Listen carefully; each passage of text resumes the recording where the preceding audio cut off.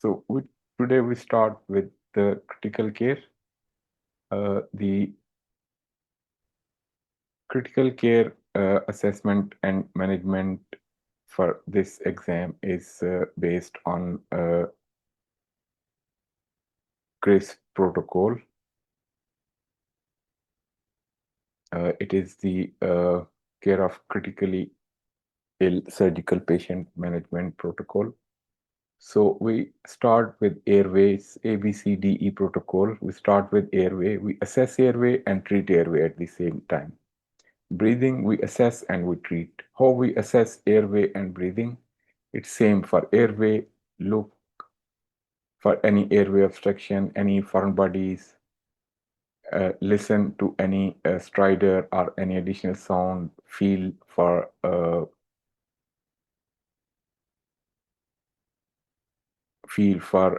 air movements, but uh, and treat treat if he needs. If he is conscious, then we give them oxygen. All unwell patients get high flow oxygen, 15 liters per minute. And if airway is threatened, we cannot maintain, then we need to do either we do oropharyngeal airway, we'll discuss it later on in detail, or endotracheal intubation. Airway and breathing, both. In breathing, we see for respiratory movements, any accessory movements, any dyspnea, and then palpate, then percuss, then listen to the chest. So airway breathing is like this. Along with this, we attach them to pulse oximeter and we ask for chest X-ray, which will be portable chest X-ray in unwell person. And then in circulation, we check circulation. We assess with the help of blood pressure and heart rate, reduce signs of peripheral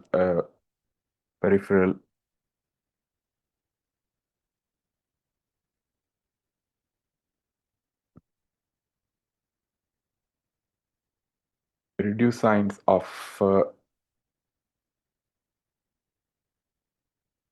peripheral perfusion like low GCS, low capillary refill time, and we assess if there is any sign of obvious hemorrhage like bleeding from wounds or drains, or there is any concealed hemorrhage in abdomen or chest.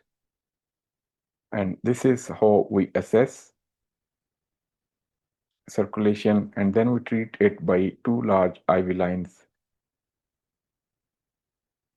large bore IV lines, at least 16 gauge.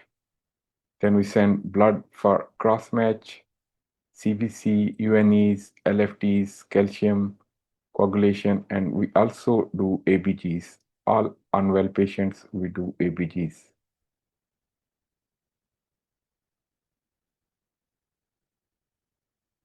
And so this is circulation. The monitoring in for acute unwell person, if we see monitoring, with type of monitoring we do attach them to pulse oximeter. We check their blood pressure, pulse. We know these blood pressure and pulse can be regularly monitored. Then we attach them to ECG monitor. We do ABGs, we do ECG, and we do chest X-ray that will be portable in this situation. So we assess their disability. That will be the assessment of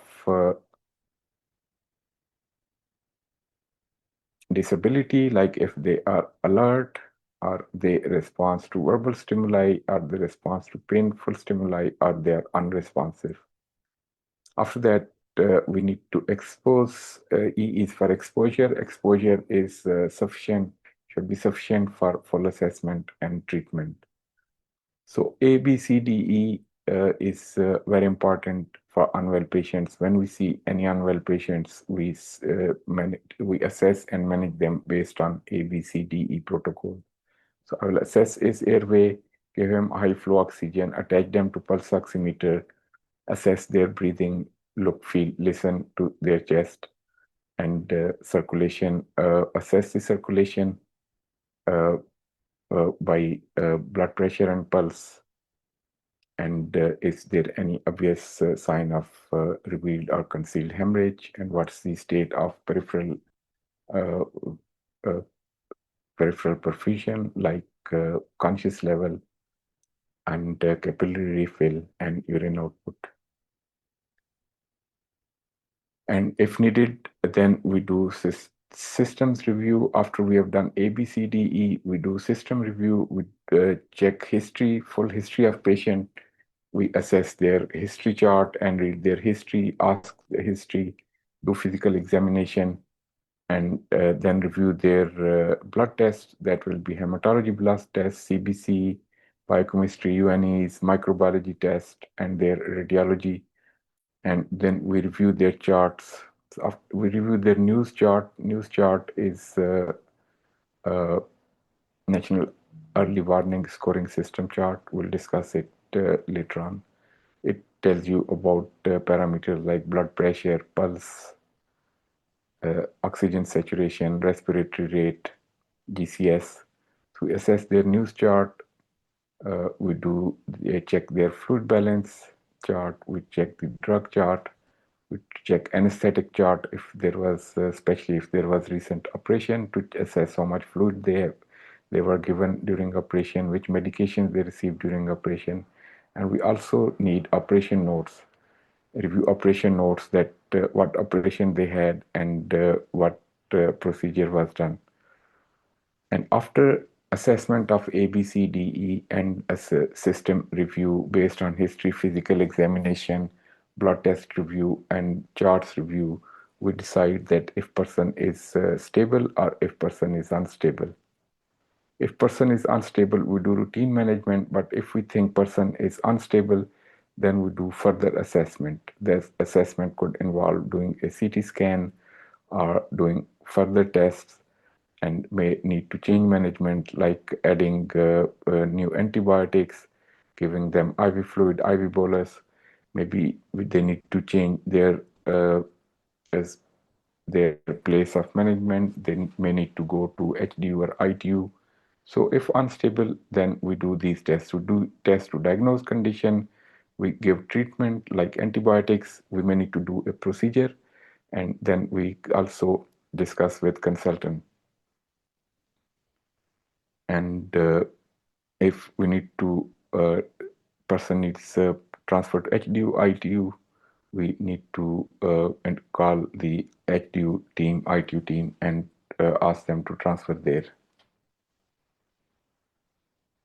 So now we do stepwise airway management. This is especially important in trauma, because in trauma, many patients are they have difficulty. Their airways at risk. So first thing is we do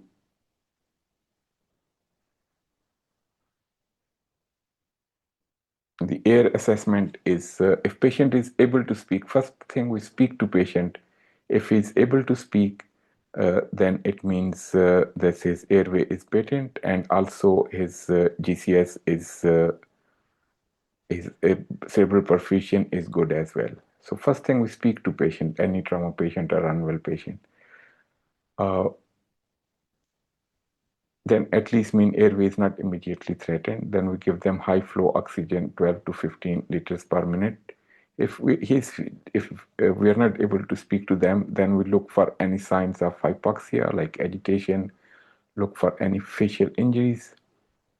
Uh, I mean, we see if there is any sign of hypoxia or hypercapnia, that will be lethargy.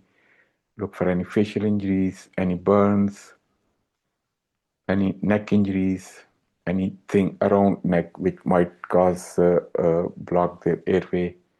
Look for any obvious foreign bodies like broken teeth, vomitus, blood, denture, and then listen if there is any stridor. That means there is obstruction is at level of larynx or above. Any snoring, that is at pharyngeal level. Any expiratory wheeze, or any other signs which suggest that there is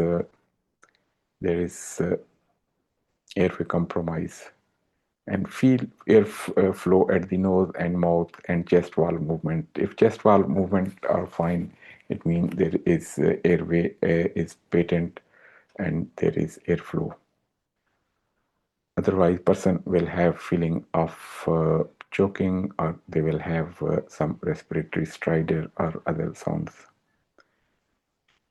So in trauma patient, when we deal with airway, we must we must think and protect cervical spine.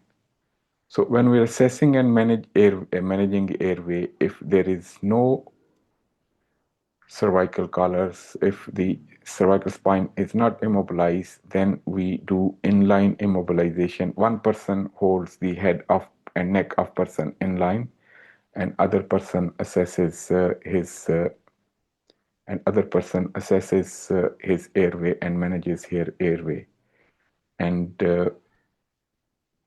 or we can immobilize spine. And whenever we do immobilization of spine, the hard collar is usually which is used, but this does not provide adequate immobilization. So nowadays we do triple immobilization. We put hard collar, we put sandbags around it, uh, and then we attach some kind of tape across forehead and sometimes chin, so the person is not able to rotate his head. So triple mobilization is the way to immobilize cervical spine efficiently. So this is airway. If GCS is 8 or less, that requires the definitive airway. That means endotracheal intubation. So if GCS is 8 or less, then airway means that person will require intubation. So this is also is part of airway. Actually, these are different ways of dealing with airway. We do maneuvers. Maneuvers is movement of head and neck, which results in opening of airway if that's collapsed. We do simple airway adjuncts like nasopharyngeal and oropharyngeal airways. Are These are simple simple airway adjuncts, oropharyngeal or nasopharyngeal airway. Then we have definitive airways, that's the endotracheal tube. And if endotracheal tube is also not possible, then we do surgical airway. So there are different types of, we'll discuss later on in trauma section. So these are the fluid boluses according to CRiSP protocol and ATLS protocol. In CRiSP protocol, we give 10 ml per kg in critically unwell patient.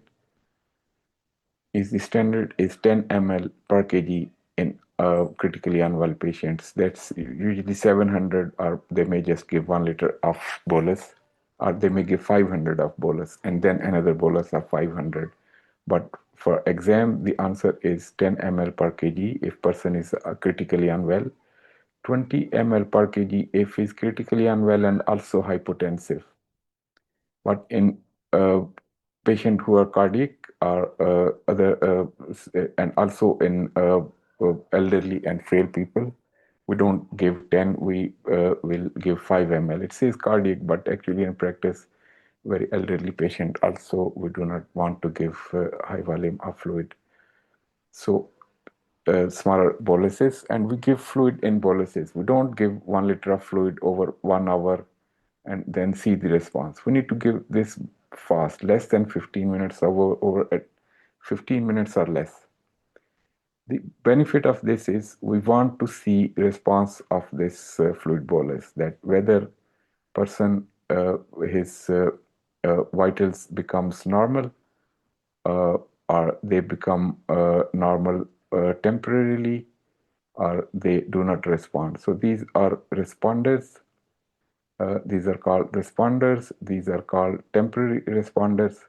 and then there is no response to fluid, that is called non-responders. So we have to differentiate these three groups because their management and causes are different. Responder means they were fluid deficit, we give them fluid and they got better. Non-responder means uh, non-responder means there is some additional cause or their fluid deficit is much more than what we have given them. And transient responder means their fluid deficit is lot, so we give them more fluid and especially we give them blood then.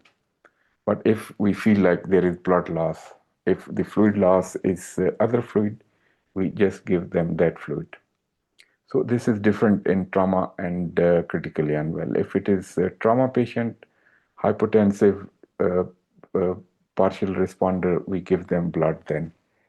We feel like they have lost sufficient blood. But if somebody has just lost extracellular fluid, then we do not need to give them blood.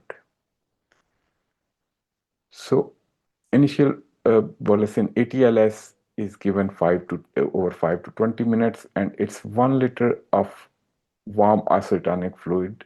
They do not say which, but probably Hartmann is a good choice. 1 liter of warm isotonic fluid. If no response, you can repeat 1 liter, but do not keep giving them. Nowadays, they don't want to give 5 liters or 4 liters of fluid. They give 1 liter, no response. You may give another 1 liter, then give blood. Do not keep giving them a lot of IV fluids that have their own side effects. In children, it's 20 ml per kg if they are less than 40 kg. So these are the boluses which we need to know. If it's trauma scenario, they will ask how you will give fluid bolus. I will give 1 liter in 5 to 20 minutes. That will be warm isotonic fluid. Warm, saying warm is very important because uh, otherwise person is at risk of hypothermia. And critically unwell patient, this is the dose for. So we do few trauma topics. Uh, so primary survey. In ATLS, we do three types of survey. But primary survey is done when person arrives. Then we do secondary survey and tertiary survey. Primary survey is the purpose of primary survey is to identify and treat life-threatening injuries like airway is blocked, it's life-threatening. Breathing, massive hemothorax, not all the chest injuries are life-threatening. So what we want to know in primary survey, there are 5 conditions that we'll discuss later. We see if one of these conditions is present. And so airway maintenance with restriction of cervical spine movement. So this mention of cervical spine is very important and vital in a trauma scenario. Airway with cervical spine. Breathing and ventilation, same method which we discussed, look, feel, move, or inspection, palpation, percussion, auscultation. In trauma, we can say inspection, palpation, percussion, auscultation. And then we attach them same way. We attach them to pulse oximeter. We attach them to ECG monitor. We attach them to blood pressure monitor. We attach them to heart rate, which will be part of ECG monitor. And then same other thing. We'll put 2 IV large bore IV line. We'll take blood for which sample we discussed, and then cross match. And in trauma we can take toxicology screen as well, and then assess their disability. In here, disability means pupils, GCS, and any focal signs like any weakness in limbs. So these in trauma we do these 3 parts, and then we expose the person, proper exposure and environment control. Exposure in this generally means we have to check extremities and back, so it's just like complete exposure. for a complete examination. So what we do in airway, we have seen how we assess airway. Uh, what we can do is clear airway. If there is any foreign body, we remove that. We do suctioning. We need to do administer oxygen and then opening and securing airway. Opening airway is maneuvers. Securing airway is with the help of adjuncts or definitive airway. So what is definitive airway? Definitive airway is means establishing and securing an airway that ensures adequate passage of air into and out of lungs. Securing, establishing, and secure airway. We know the natural airway, if it is present, that's fine. Otherwise, we can't secure it or establish it unless we put a tube or a kind of airway in it. So definite airway means establishing and securing an airway that ensures adequate passage of air and out of lungs, usually achieved by placing a tube directly into trachea. So definite airway is a secure airway which usually achieved by placing a tube in trachea and that bypasses the normal need of normal patent airway. So if we want to make sure that airway remains patent and if it is naturally not patent and we want to make sure it's patent, we deal with we put definite airway, and definite airway is usually by putting a tube that can be endotracheal tube, nasotracheal tube, or it can be surgical airway. So this is same which we have discussed, airway. So airway maintenance. So there are three type of maneuvers: head tilt, chin lift maneuver. We see it, head tilt means it involves movement of head, and when there is movement of head, there is movement of C-spine as well. So this head tilt, chin lift maneuvers require movement of cervical spine. So in trauma, we do not. This is not a very much uh, technique, very favored technique, and we tend not to do this unless we know that there is no airway problem. But if there is no airway problem, then we will not need to do maneuver. But anyway, we do not want to do this maneuver. We want to do chin lift maneuver and jaw thrust maneuver. You see, jaw thrust mean you just put your fingers behind the angle of mandible and lift the jaw. This opens up airway. Chin lift is you just lift the chin by putting your fingers under the mandible. And you can open the person's mouth as well that allow easy passage of air. So this does not cause cervical spine movements or cause very little spinal cervical spine movements. So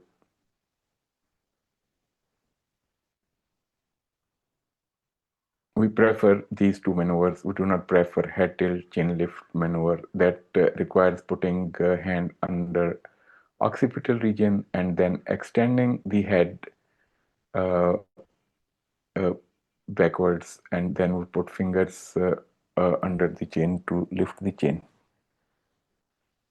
That's good for anesthetic and for other unconscious patients, but not for trauma patients.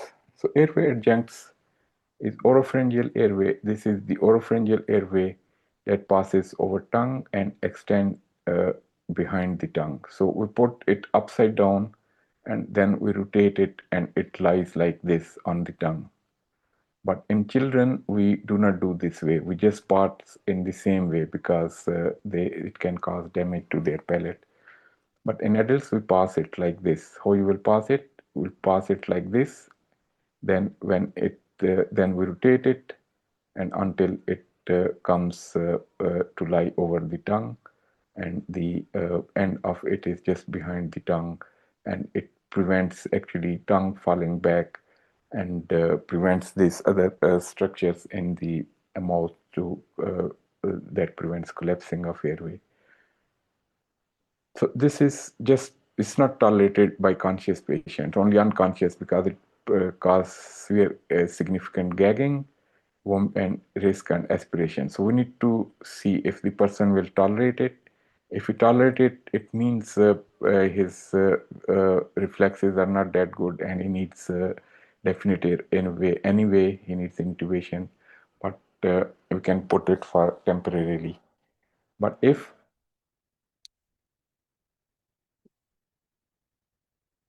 they do not tolerate it, then it means they have good gag reflex, and then we do not need to put it. So we just, it's a temporizing measure, and see and keep the airway patent for some time, and then decide if intubation is needed. So nasopharyngeal airway is can bypass actually gag reflex. This is good because we pass it through nose. It provides airway, but it does not cause any gag. But we do not pass this if we feel like there is fracture base of skull or cribriform plate, as it can reach to cranial cavity.